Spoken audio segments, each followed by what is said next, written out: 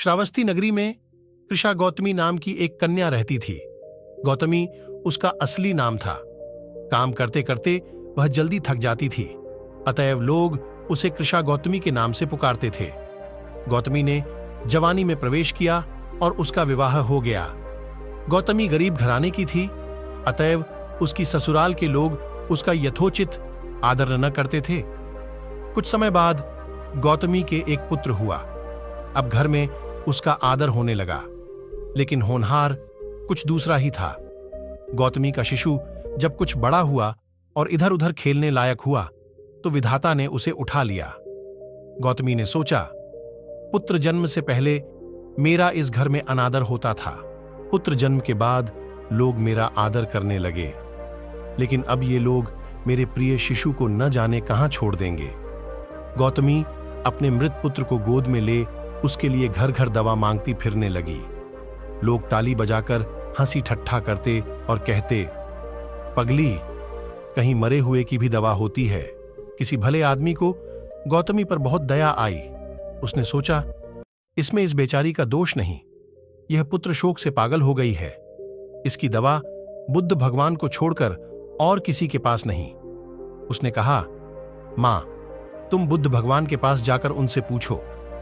गौतमी अपने शिशु को गोद में ले जहां बुद्ध पालथी मारे बैठे थे वहां पहुंची और अभिवादन करके बोली, महाराज, मेरे पुत्र को दवा दीजिए।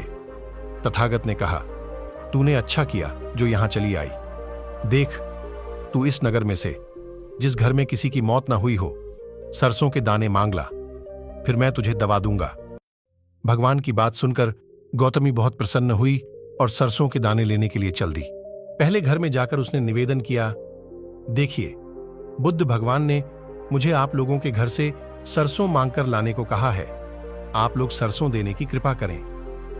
गौतमी के ये शब्द सुनकर एक आदमी झट से घर में से सरसों के दाने ले आया और गौतमी को देने लगा।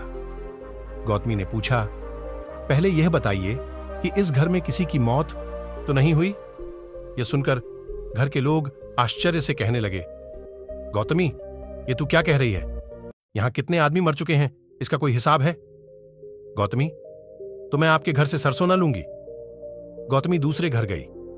सब जगह उसे वही जवाब मिला। उसने समझा, शायद सारे नगर में यही बात हो। उसे एकदम ध्यान आया कि बुद्ध भगवान ने शायद जानबूझकर ही मुझे सरसों मांगने के लिए भेजा है। वह शीघ्र ही अपने मृत पुत्र को नगर के बाहर श्मशान में ले गई। उसे अपने हाथ में लेकर बोली, प्रिय पुत्र, मैंने समझा था शायद तुम ही अकेले मरने के लिए पैदा हुए हो, लेकिन अब मुझे मालूम हुआ कि मौत सबके लिए है। जो पैदा हुआ है उसे एक न एक दिन अवश्य मरना है। इतना कहकर अपने पुत्र को श्मशान में रख वहां से लौट आई। लौटकर गौतमी बुद्ध के पास गई। बुद्ध ने पूछा, गौतमी, सरसों के दाने मिल गए? गौतमी, भगवान, सरसों नहीं चाहिए, उनका काम हो गया है।